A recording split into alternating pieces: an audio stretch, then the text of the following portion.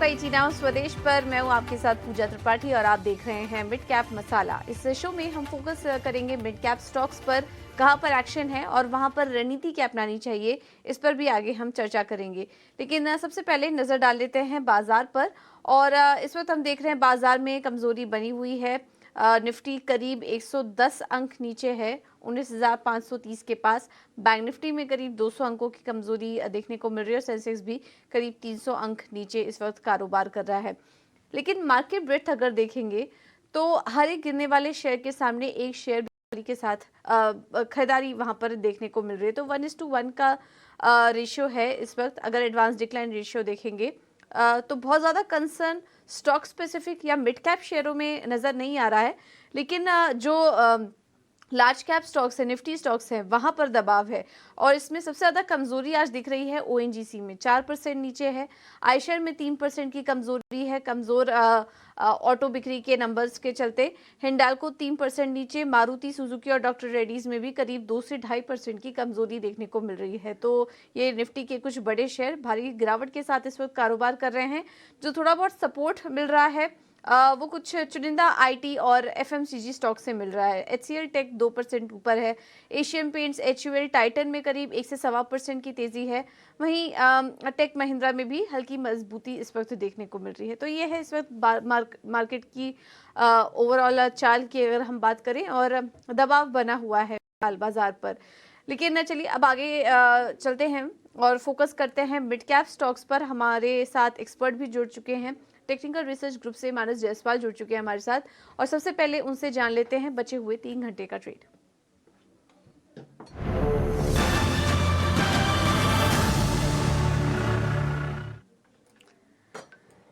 Manas, thank you so much इटीना स्वदेश को समय देने के लिए। निफ्टी की अगर बात करें तो इस वक्त क्या ट्रेड देख रहे हैं आप, और कितनी कमजोरी और कितना टूट सकता है निफ्टी यहाँ से? तो देखिए, ये बिल्कुल सही है कि निफ्टी पे हायर लेवल पे थोड़ा दबाव देखने को मिल रहा है। लेकिन जिस तरह मॉर्निंग में पिछले अगर हम 1 घंटे की बात करें, निफ्टी कोशिश कर रहा है 19,500 के आसपास बेस बनाने की, तो मैं थोड़ा और इंतजार करूंगा। आई थिंक पहली चीज, सेल करने की राय नहीं रहेगी करंट लेवल्स पे जब तक अब 475 के ऊपर, 19,475 के ऊपर निफ्टी ट्रेड करता रहेगा, तब तक बिकवाली करने की सलाह नहीं रहेगी। मेरा जो बायस है वो थोड़ा सा पॉजिटिव है आज, बट मैं फिर भी कंफर्मेशन का वेट करूंगा। अगर 19,550 के ऊपर निफ्टी निकलेगा, तब आपको आपको खरीदारी करनी है। 19,490 का आपको उस केस में स्टॉप लॉस लगाना है, और वहां से कम 100 से 125 पॉइंट की तेजी देखने को मिल सकती है। तो आपके जो टेक्निकल टारगेट रहेंगे वो 19,650 से 19,675 की रेंज में रहेंगे। बिल्कुल। तो ये एक क्लियर ट्रेड निफ्टी में फिलहाल वीकनेस है, लेकिन निचले स्तरों पे खरीदारी करके आप चल सकते हैं।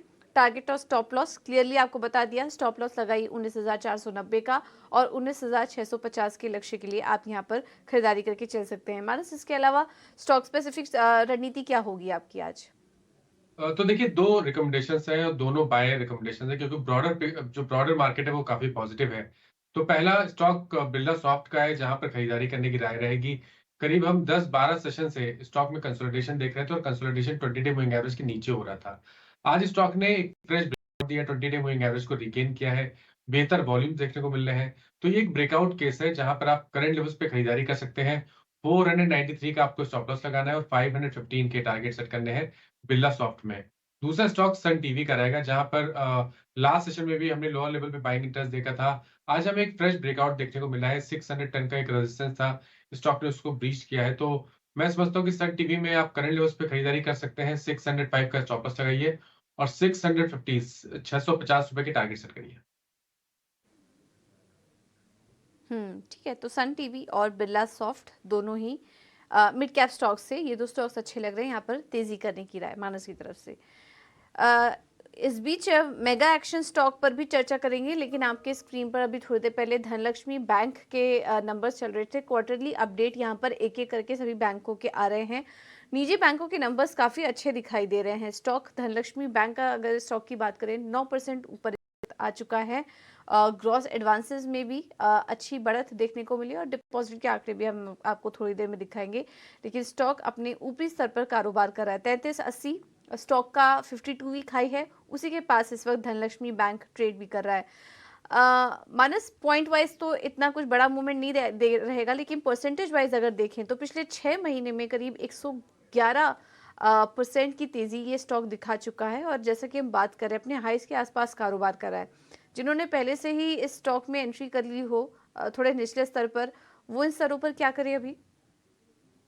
देखिए, वीकली चार्ट्स भी बेहतरीन लग रहे हैं, तो मीडियम टू जो लॉन्ग टर्म आउटलुक है वो काफी पॉजिटिव है धनलक्ष्मी बैंक का।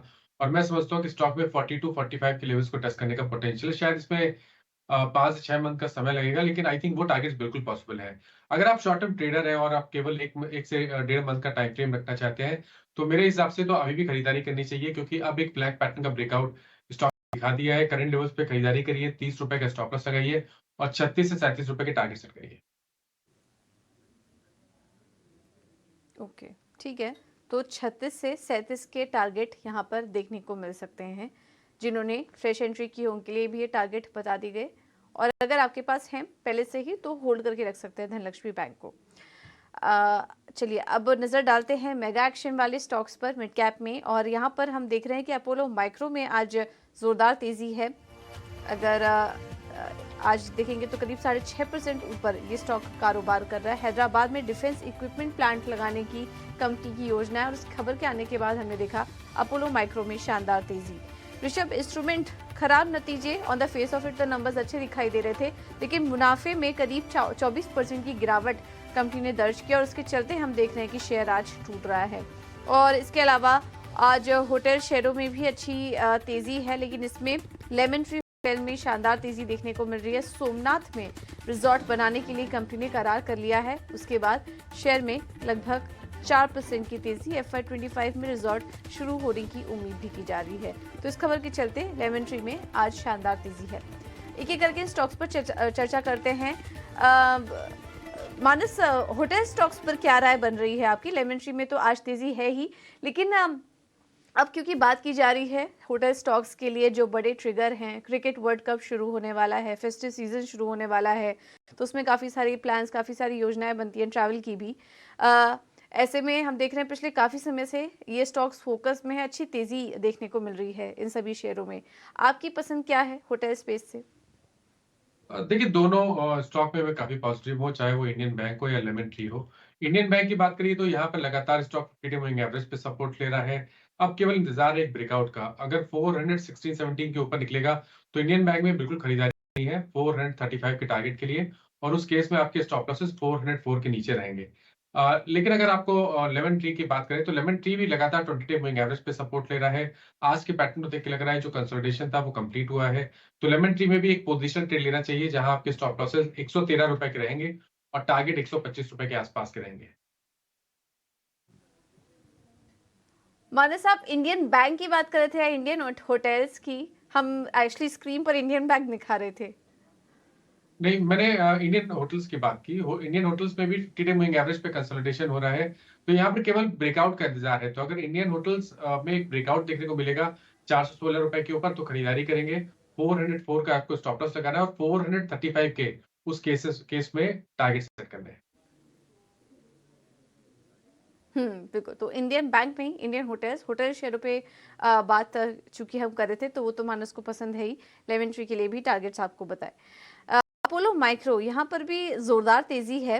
डिफेंस स्पेस से है ये कंपनी। ज़्यादा कुछ एक्शन हमने हाल फिलहाल काफ़ी समय से देखा नहीं, लेकिन क्योंकि डिफेंस शेयर इस बीच पूरे साल भर से फोकस में है, तो अपोलो माइक्रो सिस्टम भी इस बीच काफ़ी चला। और पिछले 6 महीने के ही चार्ट्स अगर हम देख लेंगे तो करीब करीब 100 अंकों की तेज़ी ये स्टॉक दिखा चुका है अपोलो माइक्रो सिस्टम का शेयर। काफ़ी अच्छे लेवल्स 35 से चलकर अब स्टॉक लगभग दोगुना हो चुका है, और 60 के पास ये स्टॉक कारोबार कर रहा है। क्या व्यू बन रहा है आपका मानस अपोलो माइक्रो पर? अपोलो अपोलो की बात की आपने, जिसके प्राइस 60 रुपीज चले, राइट?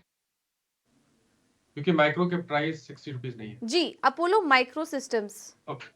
तो देखिए, अपोलो की जहां तक बात है, अगर हम स्टॉक की बात करें तो करीब 4 मंथ से स्टॉक में कंसोलिडेशन हो रहा है। 60-61 के पे रेजिस्टेंस दिख रहा है और 52 के आसपास सपोर्ट दिख रहा है।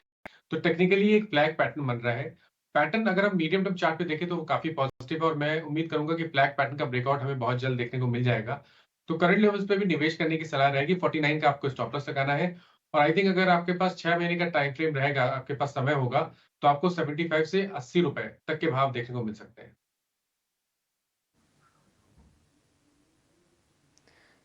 ठीक है, तो ये है व्यू अपोलो माइक्रो पर, आपको ये राय दे दी गई है। चलिए अब आगे बढ़ते हैं और समझ लेते हैं कि खबरों वाले शेयर्स कौन-कौन से हैं, बाजार खुलने के बाद जो अहम खबरें आई हैं, और ये बताने के लिए हमारे साथ अंश जुड़ चुके हैं। अंश बताइए। जी बिल्कुल, सबसे पहले शुरुआत करते हैं मैन इंडस्ट्री से। कंपनी को कुछ 400 करोड़ का ऑर्डर मिला है, जिसके चलते हम देख रहे हैं कि स्टॉक प्राइस में 3 से 4% की तेज़ी नज़र आ रही है। साथ ही साथ स्टॉक ने 10 ईयर हाई का स्तर भी छुआ है। साथ ही साथ आज सोलह वाइनयार्ड्स भी फोकस में रहेगा। HDFC म्यूचुअल फंड्स ने अपनी हिस्सेदारी 6.5% से बढ़ाकर 8.5% कर दी है। मार्क्सन्स फार्मा भी फोकस में। USFDA से दवा की अर्जी के लिए मंजूरी मिली है। KPI ग्रीन एनर्जी भी आज फोकस में रहेगा। सोलर पावर प्रोजेक्ट के लिए कंपनी को ऑर्डर मिला है। एस्कॉर्ट्स कुबोटा की कंपनी के डोमेस्टिक और एक्सपोर्ट ट्रैक्टर सेल्स में गिरावट दिखी है। टोटल ट्रैक्टर सेल्स 11.2% से घटकर 10,861 यूनिट्स रजिस्टर किया गया है। SML Isuzu भी फोकस में।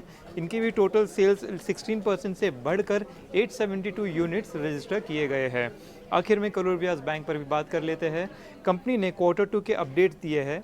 इनके टोटल डिपॉजिट्स कुछ 13% से बढ़े हैं और टोटल एडवांस में 15% की बढ़ोतरी दिखी।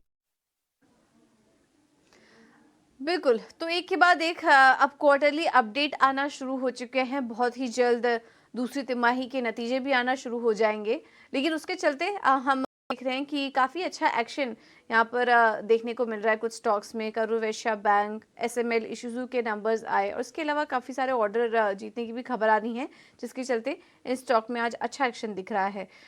इन्हीं पे चर्चा कर लेते हैं। और मन इंडस्ट्रीज़, यहाँ पर अभी थोड़ी देर पहले अंश खबर बता रहे थे, कंपनी को ऑर्डर मिला है। स्टॉक 4% ऊपर आज कारोबार कर रहा है। मान इंडस्ट्रीज में मानस कुछ व्यू बन रहा है आपका ट्रेड के लिए? जी, तो देखिए बहुत पॉजिटिव व्यू है। अगर हम शॉर्ट टर्म चार्ट्स पे देखें तो हायर टॉप्स हायर बॉटम बन रहे हैं। हर करेक्शन पे स्टॉक 20 डे मूविंग एवरेज पे लो बना के सपोर्ट लेके एक नया हाई बना रहा है। आई थिंक ये रैली कंटिन्यू रह सकती है ₹205 के आसपास तक। तो अगर आप ट्रेडर हैं और एक छोटा सा पोजिशनल ट्रेड लेना चाहते हैं तो करंट लेवल्स पे भी खरीदारी करने की राय रहेगी। 184 के स्टॉप लॉस से खरीदारी करिए। 210 से 215 तक के टारगेट्स पॉसिबल हैं। अगर हम लॉन्ग टर्म चार्ट में देखें तो वहां पर आपको एक इनवर्स रेंज पैटर्न दिखेगा, जिसका नेकलाइन ₹150 के आसपास था। और मेरा समझना है कि अगर आपके पास 6 से 8 मंथ का टाइम फ्रेम होगा, तो स्टॉक में 240-250 के लेवल्स को टेस्ट करने का पोटेंशियल भी है। तो दोनों नज़रिए से short term to long term I think बिल्कुल खरीदारी करने की राय रहेगी। ठीक है, तो लॉन्ग टर्म शॉर्ट टर्म दोनों लिहाज से अच्छा चार्ट पैटर्न लग रहा है मन इंडस्ट्रीज का, तो इन स्तरों पर खरीदारी करने की सलाह। एस्कॉर्ट्स कुबोटा, इस पर एक बार नजर डालते हैं। पिछले काफी समय से स्टॉक में शानदार तेजी देखने को मिल रही थी। हम आए दिन स्टॉक को आइडेंटिफाई भी करते थे, लेकिन आज यहाँ पर दबाव है और 2 दिनों से स्टॉक टूट भी रहा है। आज 112 अंकों की नीचे की कमजोरी यहाँ पर देखने को मिल रही है और यहाँ पर भी जो अपडेट्स आए हैं बिक्री के आंकड़े के, वहां पर गिरावट देखने को मिली है। कुल ट्रैक्टर बिक्री 11% घटी है कंपनी की, जिसके चलते स्टॉक में आज दबाव है। ये जो आज गिरावट दिखाई दे रही है मानस एस्कॉर्ट्स कुबोटा में, वैसे तो एक काफी अच्छा रनअप भी हमने इस शेयर में देखा है, लेकिन आज की गिरावट में क्या एंट्री लेने की सलाह देंगे या फिर चार्ट में और चार्ट्स पर और कमजोरी दिखाई दे रही है आपको? जी, देखिए मेरे ख्याल से अप्रैल से जब स्टॉक ने 1940 के लेवल्स को ब्रीच किया, तब से लगातार स्टॉक 20 डे मूविंग एवरेज के ऊपर ट्रेड कर रहा था। हायर टॉप्स हायर बॉटम बन रहे थे, लेकिन गिरावट पे 20 डे मूविंग एवरेज पे स्टॉक सपोर्ट ले रहा था। ये पहली बार है कि जब स्टॉक 20 डे मूविंग एवरेज के काफी नीचे ट्रेड कर रहा है इंट्राडे सेशन में। और अगर आज की क्लोजिंग 20 डे मूविंग एवरेज के नीचे आती है, तो वो एक बड़ा रिवर्सल का साइन होगा, जिसमें आपको करेक्शन थोड़ा सा डीप और होते हुए दिखेगा और उस केस में 2850 तक के स्तर देखने को मिल सकते हैं। तो मेरी राय में तो अगर आप निवेशक है और अच्छा खासा प्रॉफिट है, तो एक बार प्रॉफिट बुक कर ले तो बेहतर रहेगा, क्योंकि एक डबल टॉप बना है 3340 के आसपास। तो अब या तो गिरावट पे खरीदारी करने की राय रहेगी और या तो ब्रेकआउट पे। अगर 3340-50 के ऊपर स्टॉक निकलेगा तब खरीदारी करनी है। ओके, ठीक है, तो फिलहाल प्रॉफिट बुक करने की राय, थोड़ा और नीचे आए फिर वहां पर एंट्री करने की कोशिश कीजिए एस्कॉर्ट्स कुबोटा में। कुछ ही देर में बात करेंगे कुछ और मिड कैप स्टॉक्स की जहां पर फंडामेंटल लिहाज से मौके दिखाई दे रहे हैं मिड कैप के महारथी सेगमेंट में। लेकिन उसके पहले कुछ स्टॉक्स में काफ़ी अच्छा एक्शन आज देखने को मिल रहा है। इसमें मैक्स हेल्थ केयर के स्टॉक पर एक बार नज़र डाल लेते हैं। 5% की तेज़ी है आज इस स्टॉक में, मैक्स हेल्थ केयर के शेयर में, और 600 रुपये के आसपास ये स्टॉक आज कारोबार भी कर रहा है। क्या व्यू बन रहा है आपका मानस इस स्टॉक पर? देखिए, मैक्स हेल्थ की बात करिए तो यहाँ पर अब कहीं न कहीं ऐसा लग रहा है कि स्टॉक ने ऑलरेडी बॉटम बनाया है 540 के आसपास। और अब आई थिंक आज के पैटर्न को देख के लग रहा है कि 620 का जो एक हर्डल है, पॉसिबिलिटी बहुत ज़्यादा है कि 620 के हर्डल को क्रॉस करके 640 की तरफ स्टॉक जाने की कोशिश करेगा। तो आई थिंक एक बार चांस लेना चाहिए। करंट लेवल्स पे खरीदारी करिए। 20 डे मूविंग एवरेज जो कि 570 है, उसके नीचे आपको स्टॉप लॉस लगाना है और 640 के टारगेट सेट करने हैं। हम्म चुनिंदा बैंक्स भी इस वक्त अच्छी तेजी दिखा रहे हैं। सरकारी बैंक, निजी बैंकों में हम देखें तो यूनियन बैंक करीब 3% ऊपर है, federal bank, Indian bank, PNB. थोड़ी देर पहले धनलक्ष्मी के बारे में हम चर्चा भी कर रहे थे। तो ये कुछ ऐसे बैंक हैं जहां पर कि आज अच्छी तेजी देखने को मिल रही है। कोई ट्रेड नजर आ रहा है आपको मानस बैंकिंग शेयरों पर? जी। तो देखिए, मेरा तो फेवरेट अभी भी पीएनबी है, क्योंकि PNB high tops higher bottoms लगातार बना रहा है और पैटर्न को देख के लग रहा है कि स्टॉक तैयार है 87 88 के लेवल्स को टेस्ट करने के लिए। तो अगर एक पोजीशन ट्रेड लेना होगा तो डेफिनेटली वो पीएनबी पे होगा। करंट लेवल्स पे खरीदारी करिए। 79 रुपीज के स्टॉप लॉस से आप एक लॉन्ग ट्रेड ले सकते हैं, जहां आपके टारगेट 87 88 के आसपास के रहेंगे। हम्म ठीक है, तो पीएनबी अच्छा लग रहा है इन स्तरों पर एंट्री लेने के लिए, राइट। टोरेंट पावर, इस स्टॉक पे भी अच्छी तेजी आई और स्टॉक अब 2% ऊपर आ चुका है। यहाँ पर भी हमने देखा पावर शेयरों में जिस तरीके से तेजी बनी थी, एक महीने के अंदर टोरेंट पावर का शेयर भी करीब करीब 40 अंक ऊपर आ चुका है। कोई व्यू बन रहा है मानस इस स्टॉक में? आज तो स्टॉक शायद अपना 52 हफ्ते के ऊपरी स्तर पर भी कारोबार कर रहा था टोरेंट पावर का, और तेजी के लिए अभी फ्रेश एंट्री की सलाह देंगे स्टॉक में? देखिए, 600 से आई थिंक 600 पे के आसपास सपोर्ट लिया था 2 या 3 मंथ पहले, और वहां से लगातार high top higher bottom stock बना रहा था। और अब आई थिंक जून के हाईज को भी स्टॉक ने ब्रीच कर दिया है, तो ये एक ब्रेकआउट केस है। और हाई टॉप हायर बॉटम तो पहले से ही बन रहे हैं, तो अगर ट्रेड और लेना होगा तो वो लॉन्ग साइड पे होगा। करंट लेवल्स पे आप खरीदारी कर सकते हैं। 734 का स्टॉप लॉस लगाइए। और अब जो नए टारगेट होंगे, जो नए टारगेट आपको सेट करने हैं, वो 800 रुपए के आसपास के रहेंगे। ओके, तो 800 रुपये के आसपास के अब लेवल्स यहाँ पर नए खुलते हुए दिखाई दे रहे हैं। आज स्टॉक ने अपना नया 52 हफ्ते का उच्चतम स्तर भी बनाया। मौजूदा लेवल पर भी अगर आप एंट्री लेते हैं तो 800 के लिए, लेकिन जिनके पास है वो होल्ड करके रखिए अभी टोरेंट पावर के शेयर को। इस बीच कुछ और भी स्टॉक्स जहाँ पर की अच्छी बाइंग नज़र आ रही है। इसमें कंज्यूमर ड्यूरेबल गुड्स में भी आज तेजी है। वोल्टास करीब 1.5% ऊपर है। वर्लपूल में भी हम देख रहे हैं कि करीब 1.5% की तेज़ी आज देखने को मिल रही है। फेस्टिव सीजन की जिस तरह से बात हो रही थी, कंज्यूमर ड्यूरेबल के लिए भी डिमांड अच्छी बताई जा रही है। अभी 1 बजे हमारे साथ विजय सेल्स का मैनेजमेंट भी जुड़ेगा, जो कि डिमांड सिनेरियो पर चर्चा करेंगे। फेस्टिव सीजन के पहले मानस, अगर किसी स्टॉक में एंट्री लेनी हो इस स्पेस से, कंज्यूमर ड्यूरेबल से, तो कौन सा स्टॉक अच्छा लग रहा है आपको? हेवल्स के साथ ही जाएंगे? देखिए, अगर हम हेवल्स वोल्टास इन दोनों को चेक करें तो आई थिंक करंट लेवल्स पे अगर बात करें तो वोल्टास ज्यादा बेहतर लगता है, क्योंकि वोल्टास ने कंफर्मेशन दिया है हाई टॉप्स हायर बॉटम्स का। इससे पहले काफी समय से हम यहाँ पर अंडर परफॉर्मेंस देख रहे थे, लेकिन अब कहीं ना कहीं लग रहा है कि ये स्टॉक तैयार है आउट परफॉर्मेंस के लिए। करंट लेवल्स पे वोल्टास में खरीदारी करनी चाहिए। एक पोजिशन ट्रेड लीजिए जहां आपके स्टॉप लॉसेस 855 के रहेंगे और टारगेट 920 के आसपास के रहेंगे। तो 920 के टारगेट के लिए आप वोल्टास में खरीदारी करके चल सकते हैं। चलिए अब आगे बढ़ते हैं और जान लेते हैं कि फंडामेंटल लिहाज से मौके कहाँ दिखाई दे रहे हैं मिड कैप स्पेस में। हमारे साथ निमेश ठक्कर जुड़ चुके हैं और उनसे समझेंगे मिड कैप के महारथी स्टॉक।